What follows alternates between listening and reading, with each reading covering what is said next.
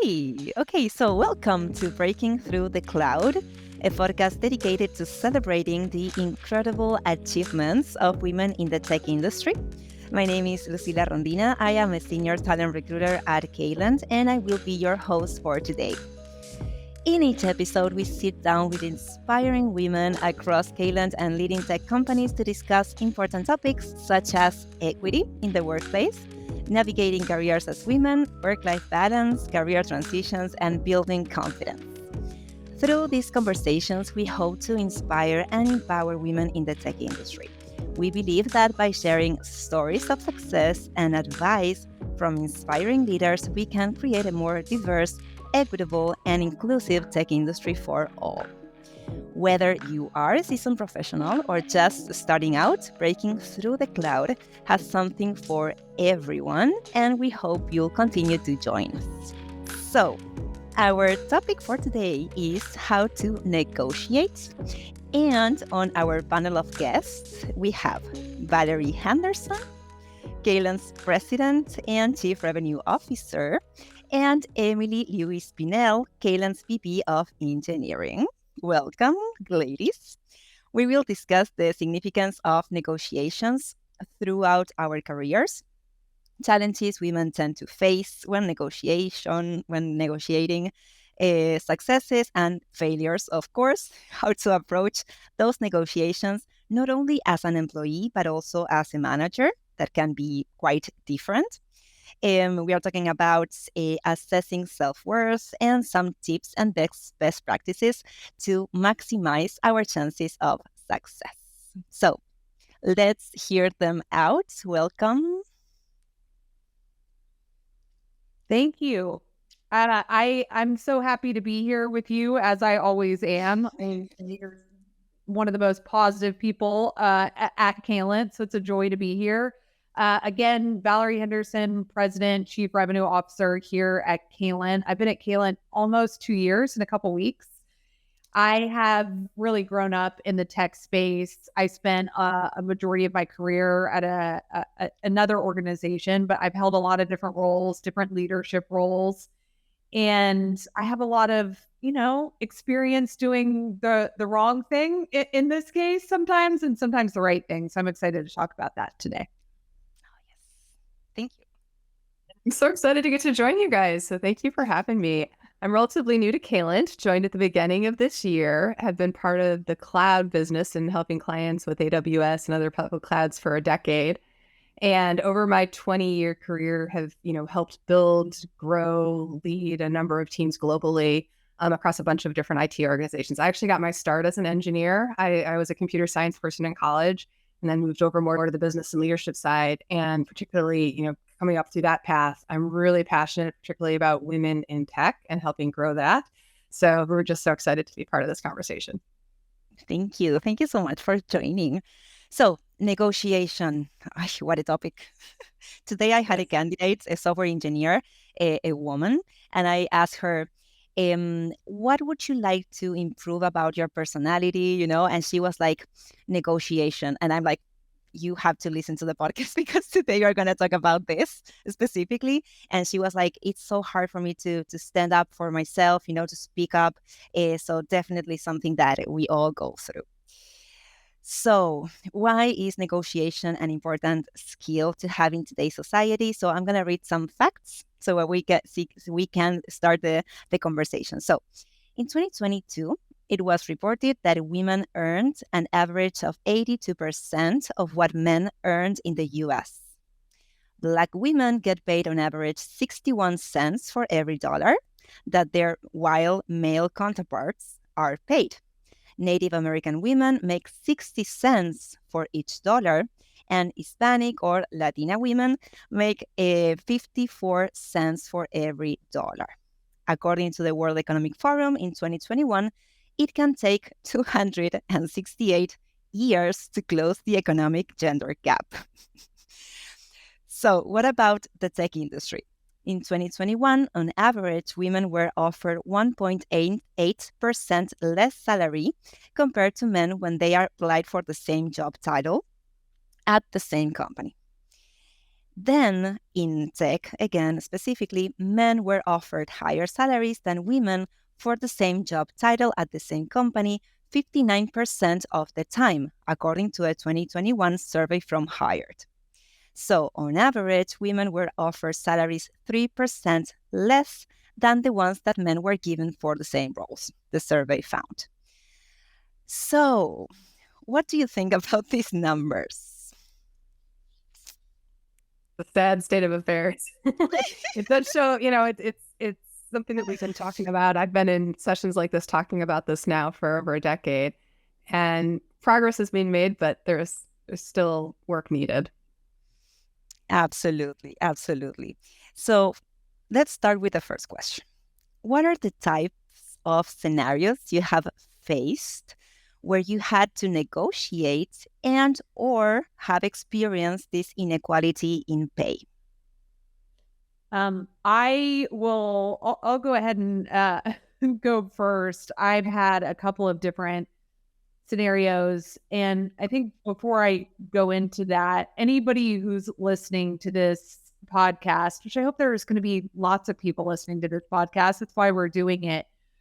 I am speaking from my experience. And the one thing that I will say is I know every single person has a totally different experience. The things that we're going to talk about today are specific to what Emily and I have dealt with, both as leaders and as individual contributors. And I think that that's really important to note, that there's a lot of situations that have different factors that you have to consider. And I think that that's why this is such an interesting topic, is it is complex and it is not straightforward, which is why everybody wants help, because it's not easy. And I think I just have to say that first and foremost.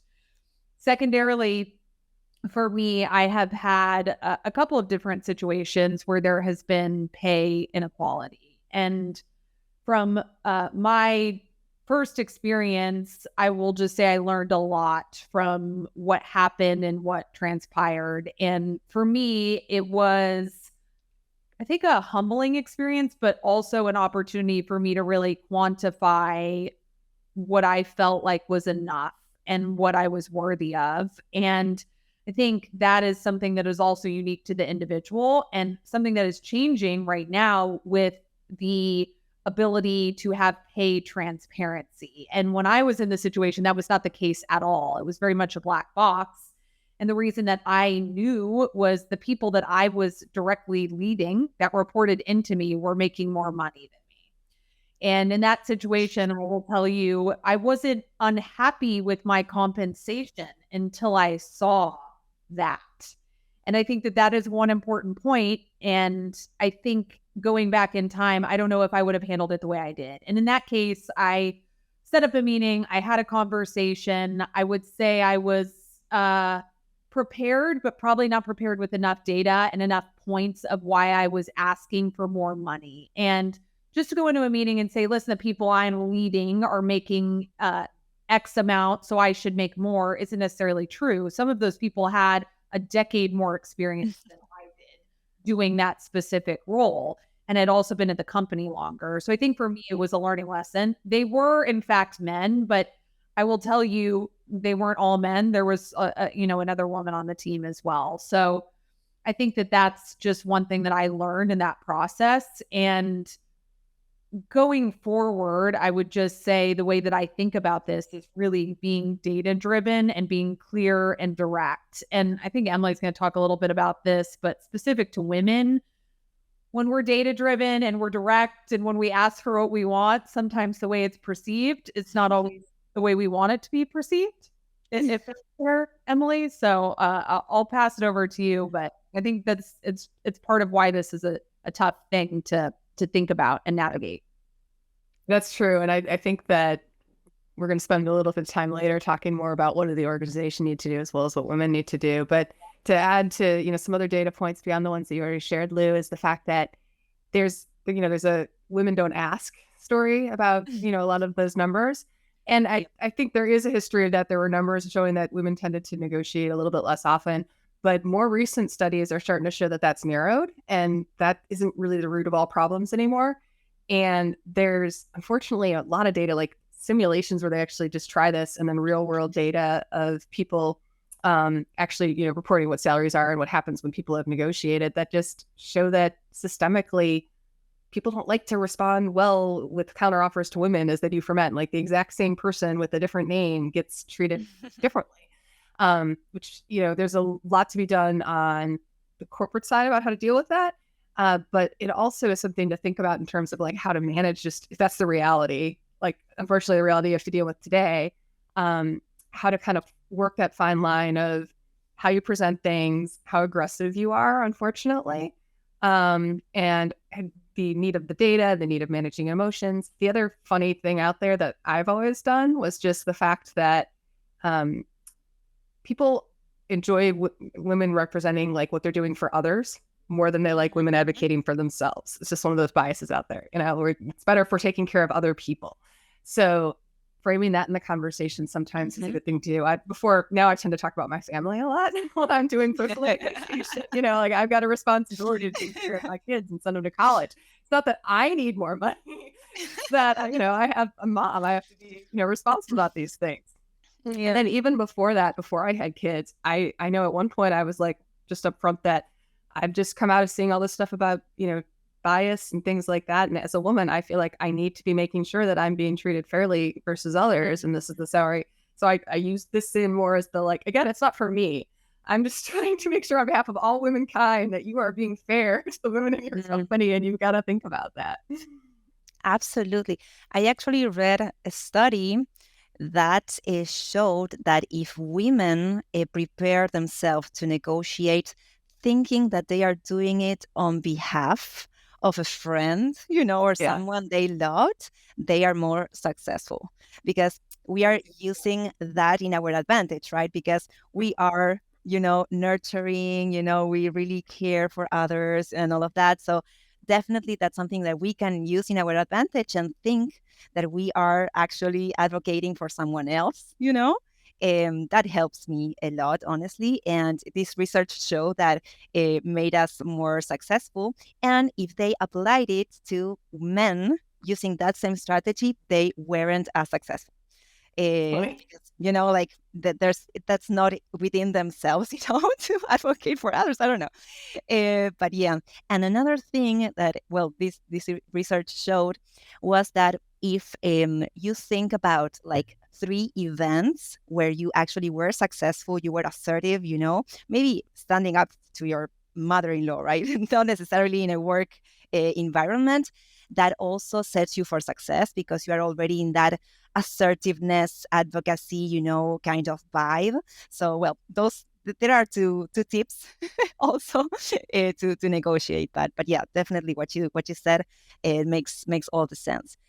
I think the thinking about others is also helpful early on when you're like, should I do this? Because, it's not necessarily fun. So part of the, not asking enough thing was, I don't want to deal with it. I just want to move on. Like that comes true too. Even with apparently cars, like what's the car that you don't have to negotiate for? What's that one dealership? It does better with women because we don't want to go in and haggle with the car dealer as much. But early on, I was like, I am going to go and ask for more money because if I don't, I will have let all my sisters down. So I have to go do it, even if it's going to be hard. Whereas on my own, I might just have let it go. Exactly. And it's also like a muscle, you have to exercise it, at first it's gonna be difficult for sure. But then, as you get more used to it, I think it comes natural, after a while. I'm sure you it gets easier with practice. Thank you for letting me know because I'm not there yet. And the question is, how do you manage to actually negotiate and don't come across like aggressive or too tenacious? How do you do that? Well, I think Emily brought up a really great point of being able to cultivate that positive emotion when you're having these conversations. I also am a very big believer in timing in life is everything, and being thoughtful about timing when you're going into a negotiation is very important. And not just your own timing and what it means to you, but also the person who's sitting on the other side of the table and what is going on in their work life as well. if you think about, promotion paths and performance cycles and budgetary cycles, like there are these different things that you can kind of understand that are happening within a business that can give you some context of when is a good time to have these conversations. So I think that that's one thing. I also am the biggest believer in practicing these conversations and having somebody be that person that you're going to be speaking with and really play that part so that you can practice, you can fumble your words, you can get nervous, you can say the wrong thing, you can have a third party tell you, okay, this part I understood, this part I was not following, giving them the context, if you will, I think is super helpful. I feel like the energy that you bring into this conversation has to be the energy that you have been using to, kick ass at your job. It really is like the way that I think about it. And I know that might sound kind of conceptual, but that's how I think about it. The things that you're doing amazing, and the data you're going to bring into that, you want to bring that same energy into the conversation. Absolutely, absolutely. And also I do believe in my case, it has been hard for me, like in my life, like to brag about stuff. Like I would be always like humble, modest. So when you have to go into these hard conversations, you really know to know your worth, right? So how does emotional intelligence, it's involved in this? Because definitely having emotional intelligence, empathy can help, right? What do you think? Yes, because it helps you feed off the other person much better. And, even just with Belle was saying, put yourself in their place. The ability to have thought that through helps timing much better if you're able to kind of figured, looked at it from that perspective. And I'd say that also tees up the whole point of preparation and how important that is. And the need to have, in my case, I'm big on data. So I think that, figuring out that you're comfortable with what you're asking for. I'm also, in addition to practicing, like Val mentioned, that was making me think about the concept of, kind of your trusted network, your advisory board, whatever you want to call it. And it starts with like my friends from college as, starting point. I'm not talking about going and getting like brilliant mentors necessarily from day one, but the people that you can also ping off of to feel comfortable about what you're asking for and make sure you're going in tight, and have thought through, have that perspective of you can go in with confidence. And that's what I was trying to get to be able to go into the conversation with confidence that you've kind of thought this through. You're feeling like you're asking for the right thing. You don't feel like you're off the wall. So it's not good to go in and be all tentative and that type of stuff. Yes, definitely. So hard to do this in environments that are not data-driven, right? Mm-hmm. Because it has happened to me. A few years ago, I worked for a hospital. I was in the administrative part of the hospital. And I saw that male recruiters, earned more money than me, same skills, same job, And I was like, why? Like, what's happening? And then I started like watching everyone's behavior, and men tend to go like to have lunch, and talk soccer, talk politics. And what else did they talk about? Salary increases, right? So those negotiations were happening in a context where they were all friends, So for me, it was so hard to get into that like it was a group, a team, not a team. I don't know how to call it, but a club. It seemed like a club, like a men club, and I didn't stand a chance. So eventually I ended up leaving, and there wasn't any data, to back anything up as well. So very, very hard, honestly.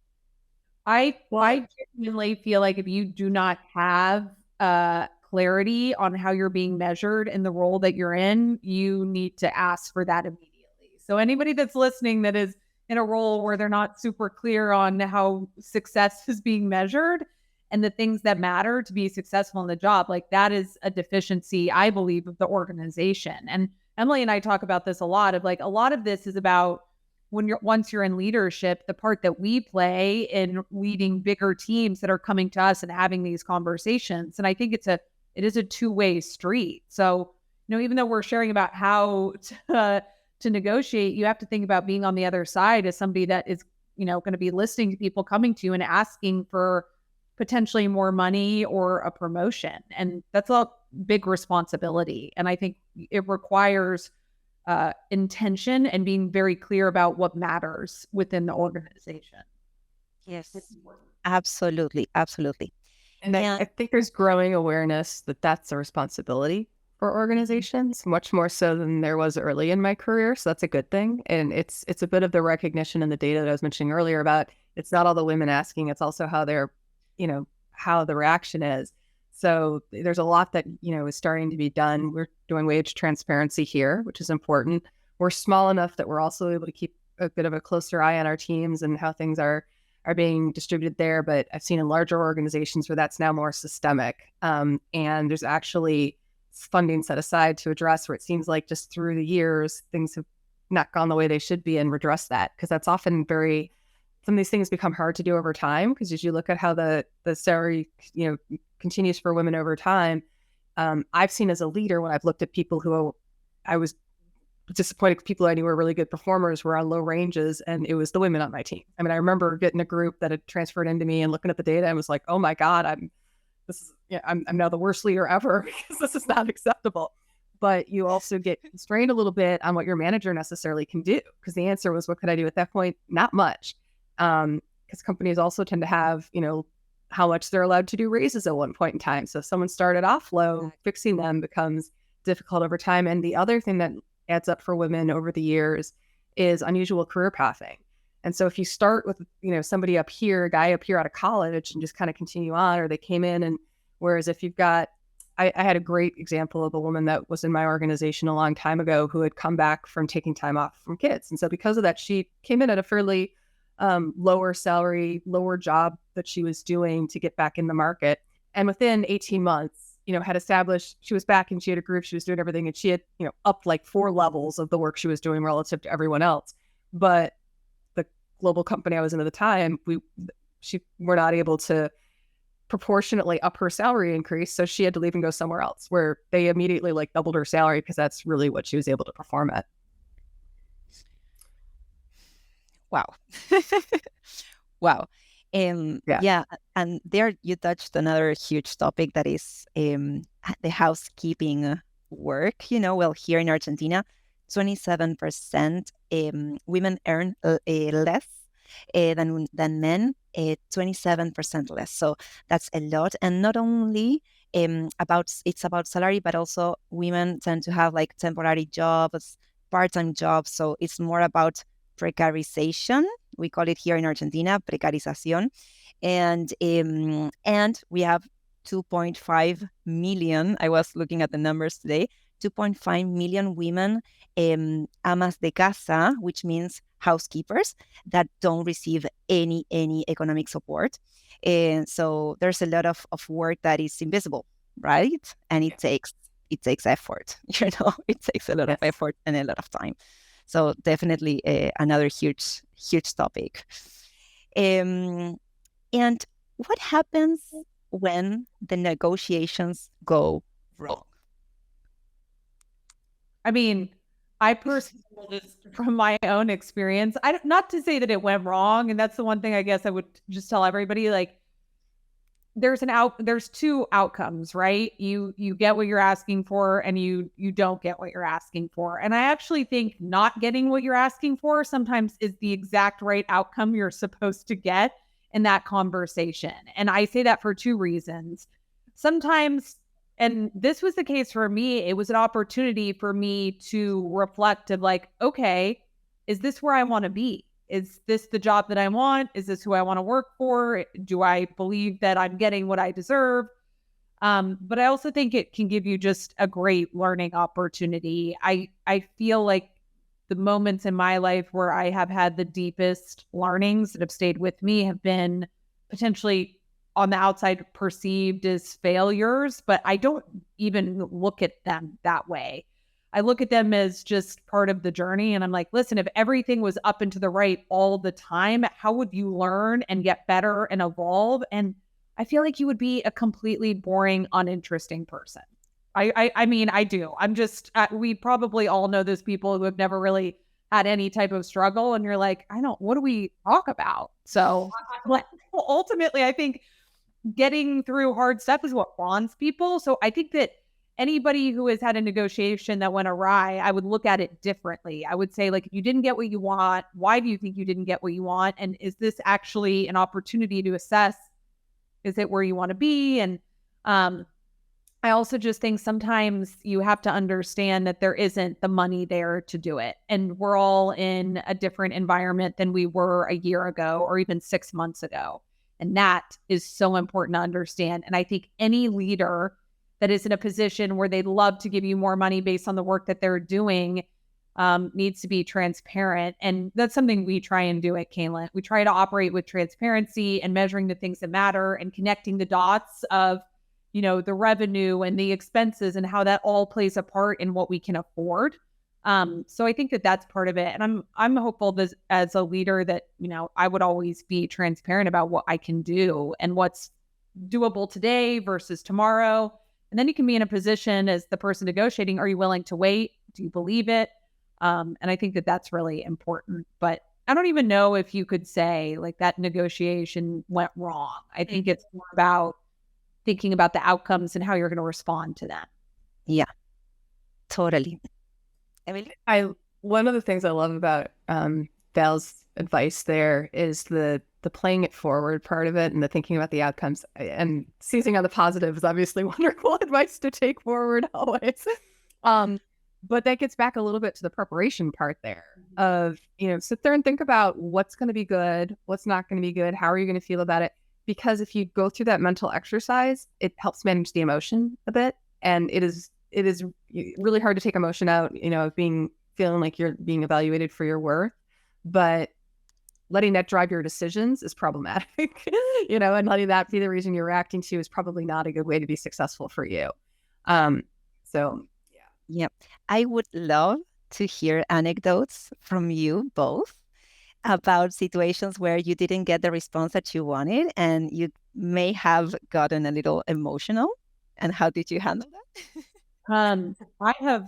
Remember, I'm in sales, so let me tell you a number of situations that did not pan out the way that I wanted to. There's, a lot of them still every month. Ultimately, I will tell you one particular situation. I actually was in a conversation where I was talking about compensation, and I was not getting the responses that I had expected. And I actually had prepped for that conversation. But in the moment, I could feel that I was getting my palms were sweating. My heart started racing a little faster. Like I could feel myself getting upset. And what's funny? I think it's one of those things that can go one of two ways. I will tell you what I did in that moment was I could feel it. And I just said, okay, I don't really feel like that's going to benefit me or this individual. I think it's going to be bad all around.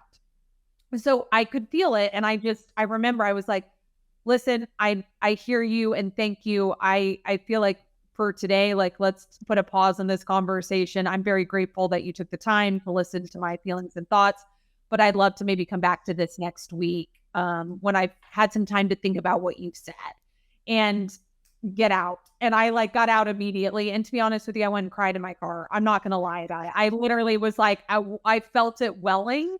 And, if I'd have cried, I'd have cried and whatever. Like it happens. I've had plenty of people cry in my office. That's the reality. And I've not judged a single one of them. Frankly, I felt like, okay, like what's going on and how can I dig deeper and understand the why? But not every person is like that.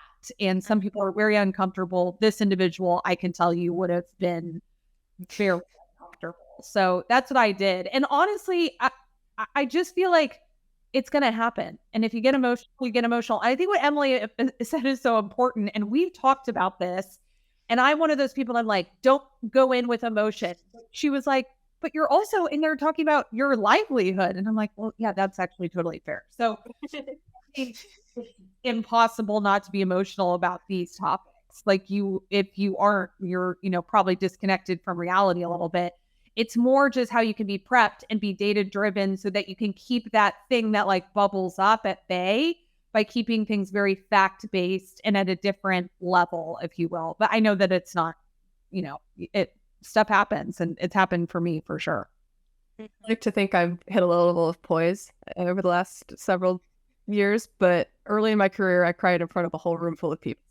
I mean, I was mortified. I had people like my boss's boss the next day came by to like make sure I was okay, and I wanted everyone to forget it.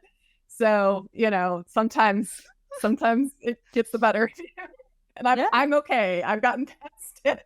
And it itself was a good learning experience about, because years later when I looked at what that was about versus other things in my life, like I remember vaguely what it was about, but again, at some point, keep things in perspective as something you learn over time. Yeah. And I think that there's also like a stigma of women being emotional, so you don't want to there's go something that I was mortified. It was not the reputation I wanted. Exactly. Like, I'm not gonna cry. Especially as a young woman, I mean, it was.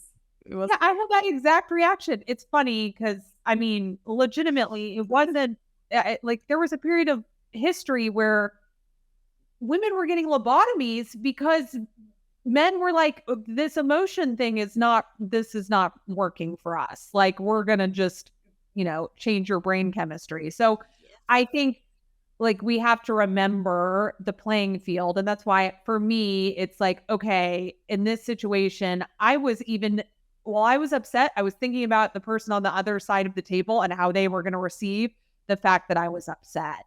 And it's going to happen, and we're all human. And if, you're at a company that can't accept human emotion, that's, a problem in itself. Like it needs to be okay. But I find that typically it comes from this place of fear of not getting what you want and all of that. So I'm like, wherever you can quell that. And I think coming back to it, taking a beat, taking some space. And to Emily's point, I will tell you, I'm nowhere near as poised as Emily, and I never will be most likely. But I now know when I'm getting upset, and I will tell you, I'm much more connected to anger than probably tears. But when I feel that, I will call a meeting if I'm having a one-on-one, even if I'm just like, we're not hearing each. So I'm like, being aware of that is so important. Absolutely. Losing when it's constructive. Yeah. That is, take a pause and let's come back to try and have it be a more productive conversation. Yes. Yeah, totally. And to Val's point, well, Freud in the 1900s, like described and classified a disorder, the hysteria. I think in English it's the same, and it affected only women. It seemed to affect only women. The hysteria, like women complaining about things. So this emotional like stigma has been around for a while. So definitely something that is gonna take some time to eradicate in a way. But yeah, I believe that what you are saying again brings us to the emotional intelligence part that is so important for us to be self-aware and recognize when we are about to have a breakdown, when you start feeling like your heart pumping, and you start feeling like, I don't know, your mouth is dry, a lot of different symptoms that you can actually put a pause, and get to that later. I do think that's a very wise move that we can implement at any point. So yeah, definitely that's a great advice. Awesome. And we were mentioning about, well, knowing ourselves, understanding what we want, Any other reasons why you think a negotiation can turn in a different way that we expected? Anything else that comes up to your mind that maybe you didn't do the research, anything else? I mean, I personally think that the biggest thing with any negotiations that are when you're in the negotiation and things are happening differently than you expected, I would always come back to the why if you're being met with something that you weren't prepped for. So I always this is my favorite thing. And anybody who's ever heard me do anything is going to roll their eyes when I say this, because they're going to be like, we've heard her say that 900 times. Can you tell me more about that? Like, is a very powerful thing to use in a negotiation and or any conversation where you're being met with something that you're like, I wasn't expecting this. I don't really understand. Like, tell me more. And if like seek to understand in those moments, because there's a reason why you're getting something that you did not expect. And I think it is totally okay to ask that. Like, it's a very innocuous way to get more information. But I think that more often than not, if you're preparing and you have data and you are fact-based and you're very clear about what you're going in there and asking for, like, you're going to most likely be pleased with the results. I will tell you, a lot of these things are not just about money though, or salary. Like, I think about negotiations as being wider than that. Things that you're potentially talking about, frankly. Because it's often like, if there's an expectation that it is out there and you need something different, that in itself could be a negotiation. Yeah. For some reason, I believe that negotiating something different, something apart from salary, like negotiating, I don't know, work-life balance, those types of things, it's harder. I don't know. Is that right? I personally think that it is, because it is, although I think, money is a very sensitive thing, but I think work-life balance is a very personal thing. And it's much harder to quantify, I guess, what that means to you as an individual and the impact. And I think often it's not that everybody's got a really unique situation at home and what is needed. And I feel like that is, it's more sensitive in a way. And I think at some organizations, maybe it's not talked about. I think here we really try and do a good job of, we're 100% remote. So everybody at our company is working from their home, if you will. Maybe they get some shared workspace, but when you're like in your home working, I mean, it breaks a different wall, and you really have to be conscious about what that means. Or I try and understand what that means for those individuals. I don't think you're wrong, though. I do think it can be really challenging. It's also because it's such a fluid concept. Yes. Ultimately, you get numbers with the dollar sign or whatever currency you're in on a piece of paper.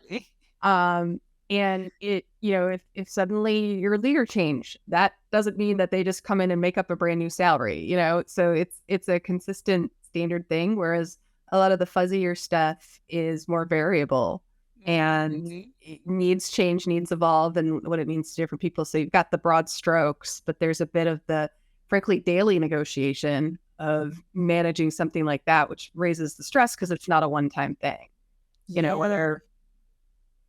No, yeah, absolutely. And also, now that I think about it, if we talk about salaries can increase. You can adjust bands, but you cannot change a culture as fast, right? So it's like more of a process and a systematic thing, rather than specific numbers that can go up at some point. Awesome. So we could talk about what Caylent is doing regarding wage transparency, and I'm all ears. Yeah, well, this is something we feel really passionate about and very strongly about. So it's definitely something that has been coming up more in terms of the industry and other companies. And so this year we decided to go ahead and fully embrace it and embrace wage transparency across our organization. And are leading the engineering group in particular, where the bulk of our people are that do the bulk of our work. We feel it's really important to have that as an equalizer, as well as a visibility into growth for people as they're coming in and as they're proceeding through their careers with us. It is, I think, one of the more refreshing things happening in our industry. I definitely think there are some companies that are embracing the ethos of it, and there are others that are not. I am excited to see how it evolves over time. there's unintended consequences to anything you do in when it applies to, I think, wage transparency. But for us, just being really thoughtful and truly moving in this direction and being transparent about the bans is a big deal. And we want to put people in a position to understand where they are, why they're there, what it takes to move up, and the different measures that we look at. We're going through a very rigorous exercise right now, just thinking about the different pieces of each role and a promotion path and what needs to happen to get a promotion and the very specific skills that are needed and the experiences needed. And it's a lot of work.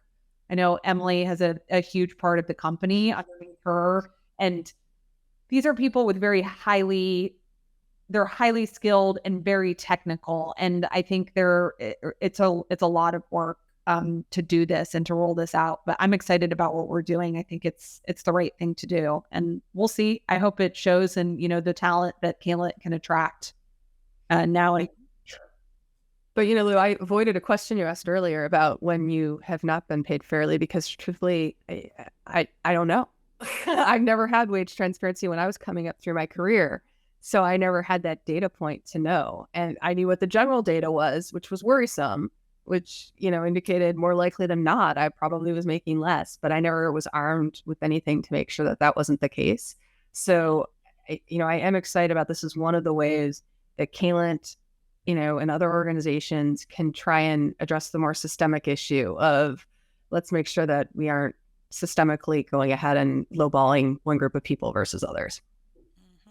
Definitely. In my experience, well, I am not in the service delivery area. I'm a recruiter at Caylent, but in my case, it has been a wonderful experience because, I got promoted twice now, and it wasn't because I asked for it, because like you were saying, the data backed me up, because we had the right metrics in place, we had the right SMART goals, so everything showed that the promotion was something natural to come. So I was kind of expecting it to happen, and it did. So I was lucky enough to not to need to negotiate, So Yeah. that was kind of crazy, because we are talking about negotiation, but throughout my career, I have always had this inequality in pay in different companies. But since I've been here, it's like with the data, it's like I feel like, I don't know, protected, in a way, so that I don't have to speak up for myself and stand up. You don't have to go out to lunch with the guys and talk about soccer in order to have your salary negotiated. Exactly right. So I can avoid those types of conversation, and it's all about the work and the performance, instead of gender things, So yes, definitely, that's my perspective. And where would you like Caylent to be, in a year from now? Well, I mean, that's a big question. I've got lots of thoughts about where I want Caylent to be, but I do think we're going to get better and better at the pay transparency and how we're doing the bans, and being really thoughtful about what that means from a regional perspective. And for me, just what you said is probably the most important thing, is all of the data shows us that there is a discrepancy across race and gender. So even looking at, and Emily and I are both white women, when you break down with what's actually happening in women, it's, different Asia Pacific Islanders and African American women. Like, there's all these different subsets that are impacted. For me, what you just said is so critical of, it's very clear about what the job is and what it pays and what I need to be doing to make more over time, regardless of me being a woman. And I think that is, like, if we can get everybody, Lou, feeling the way that you feel here and attracting people that are excited about that and understand that it is a band and where you come in depends on certain factors, but we want people to see upside and opportunity. And for me, everybody here needs to be excited about growth and have that growth mindset. And I want to attract those people. And I think this structure is going to do that. And I'm excited about that piece for sure. Definitely. Awesome. So, any final takeaways, for people for women that are about to be encouraged to take this step to negotiate a promotion or a salary increase? Any other tips that you'd like to share with them? I'll say again, lean on your people, lean on your contacts, your friends, your colleagues for advice, your network that you've got, and for reaffirmation, because I've definitely had to do that with my network, both for me when I've had to do things, and also making sure I'm doing. Yeah, I've had friends say, "Oh, I don't think I can negotiate this," and the rest of us were like, "No, you can. You need to go and do that, please." Like, I had that conversation with a very senior executive colleague of mine just 2 months ago, and all of her friends are like, "No, please go negotiate this. That's what you need to do." So make sure you're doing that and don't just spin in your own head. I think that that's fantastic advice. I think about pretty much any time I've ever done this, I have role played, I've had multiple calls, I've got multiple pieces of feedback. I don't, to be honest with you, anytime I make any like significant decision, I like to get a quorum of data points from people that know me, and both professionally and personally. I know not everybody has that. And I will tell you, and I'm sure Emily would agree, often when I do panels, people are like, how do you build the network? How do you like get connected? And I think the reason why people ask that question is the importance of it. And so to me, I would just say, I think being thoughtful about how you're building that within your community, in your workplace, and outside of your workplace is really essential, not just for, the community and the feeling connected, but it's for things like this, like, and it can be highly productive. I think it's often how people get their next job is through their network. I mean, the statement of like, it's not what you know, it's who you know, sometimes is scary true. I will also say this, and I know it looks different for everyone, but I mentioned it at the top of the call, just the importance of your individual self-worth, the things that matter to you, your priorities. I said, for me, I was happy with what I was making until I saw that I was making less than the people that were reporting to me. And I'm like, really, at the end of the day, is that the right motivation? And if I was happy with what I was making and I was enjoying the job, like really assessing that and being intellectually honest with yourself. I think we all, at least I'm a salesperson by trade. I'm naturally very competitive. And it's like checking yourself of like, is this a competition thing or is this like a reality thing? So for me, that's something I have to be thoughtful about. And I love what Emily said. Like, I will second guess myself, and you have like hear it from 2 or 3 people of like, no, you're not wrong. Like, that's a good indication, I think, of go and have the conversation. Mm-hmm. Totally.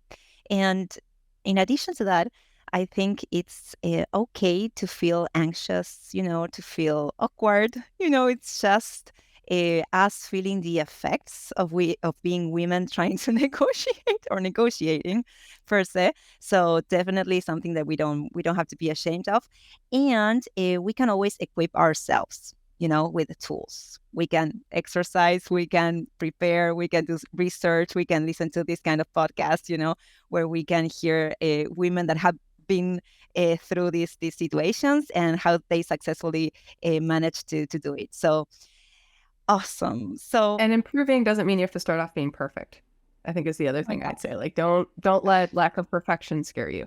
No one is. I also will just say, and I know I'm just so passionate about this. One of the most powerful things that I think is if you think about like the most painful response you could get in a meeting, like feel that, experience it, and then like feel whatever embarrassment, shame, fear. And then you're just like, you realize like, okay, like you're not dead. Like you can live through anything. And I think often people, what they like craft in their head, it's like, it gets so big. Yeah. And at the end of the day, I'm like, it's really just, it's a starting point. I do say this, like every negotiation is just a starting point. So I think having that in mind is important. Absolutely. I love that. And that you mentioned perfectionism, Emily, because That's I'm not in sales, so I don't have quite as much experience as Val does. But I you got to just go with what you can do. exactly. What's the phrase in English? In Spanish is lo perfecto es en contra de lo bueno. Like Don't let perfection be the enemy of the good. Exactly. So definitely, perfectionism is something that leaves us blank. There's nothing you can do because you will never be perfect. So you prepare yourself for failure, because Right. that's impossible. So yeah, really, really good tips there. Okay, so I believe we can start to wrap up the episode, and it has been a wonderful episode. I enjoyed so much talking to you both. Thank you for sharing anecdotes and tips. For us, it's so valuable. I don't have the opportunity to talk to women like you every day, so definitely very valuable experiences. So if you enjoyed the show, please leave us a rating. Please send us feedback on your thoughts, any suggestions about topics. Well, perfectionism can be one of them for sure. And don't forget to subscribe so that you are always updated to any other episode that we publish. And well, any last words, Val, Emily, before we say bye? Lou, you are amazing. Thank you so much for hosting. This was so fun. I do hope it would be a win in my opinion if one person listens to this and got something out of it. So now I know the marketing team that is listening feels otherwise, but I would be happy with that for sure. So thank you again for hosting. Thank you. Well, so that concludes our episode of Breaking Through the Cloud. We hope you enjoyed it and were able to gain some valuable and actionable insights around negotiating for yourself. Thank you so much for joining us, and thank you, Val and Emily, for being such amazing guests and sharing your experiences and wisdom with us. If you enjoyed the show, please leave us a rating and review on the platform you're listening on. And don't forget to subscribe so you never miss an episode. If you have any feedback or suggestions for future episodes, we'd love to hear from you. So you can reach us out at podcast@caylent.com, and you can find the email address in the description below. Thank you again, and see you next time.